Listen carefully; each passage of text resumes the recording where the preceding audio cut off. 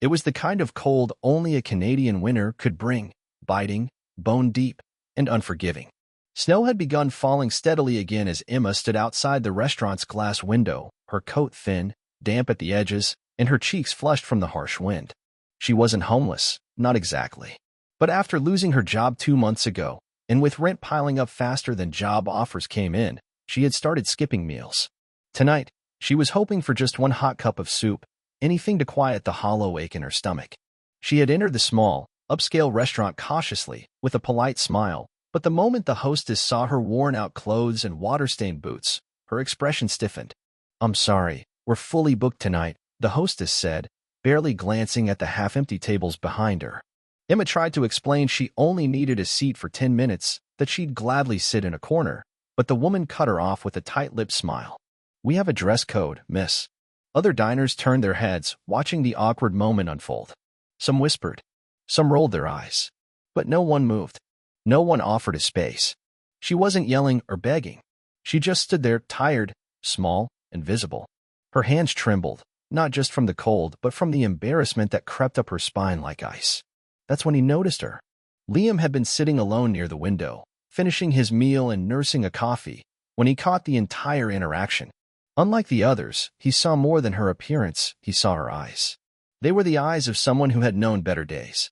Someone who had pride, who wasn't looking for pity, just a little warmth.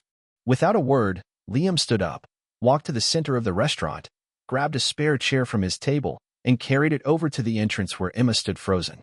The room went quiet. He placed the chair gently behind her and said, "Please, have a seat. You can share my table." Emma blinked. I don't want to intrude." "You're not," he replied. "No one should be treated like that." The hostess stammered, unsure of what to do. But Liam didn't give her a choice. He led Emma to his table like it was the most natural thing in the world. And just like that, the balance in the room shifted. At first, Emma was hesitant. Her voice was soft, her shoulders curled and like she was trying to take up as little space as possible. But Liam was kind. Not in a performative way, not with the emptiness of someone doing a good deed to be seen, but with real warmth. He asked her name.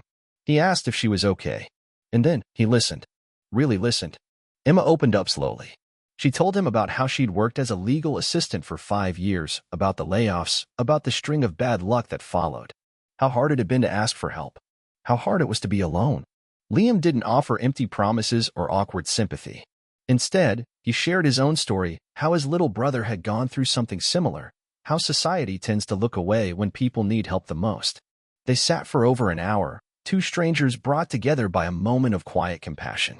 When the bill came, Liam paid for everything, even adding a dessert Emma had glanced at but never ordered. As they stood to leave, Emma turned to him, her eyes shimmering. "You didn't have to do this." "No," he said gently, "but I wanted to." Outside, the snow had lightened. The city lights glowed softly against the white flakes, and for the first time in weeks, Emma felt something close to peace. She turned to go, but Liam stopped her. "Here," he said, handing her a small business card. "My friend's firm is hiring legal assistants. Tell them I sent you." Her hand shook again, but this time, it wasn't from the cold. It was from hope. Weeks later, Emma would sit behind a desk at a new job. She would wear a clean coat and walk with her shoulders a little higher. And sometimes, on her lunch breaks, she'd pass by that same restaurant. She never went inside again. But every time she walked past, she smiled. Because in a city where no one let her sit, one man had pulled out a chair and changed everything. And maybe that's all it really takes. One act of kindness. One moment of courage. One person to say, "You matter." That night, Emma had walked in alone and invisible. But she walked away seen, heard, and no longer forgotten.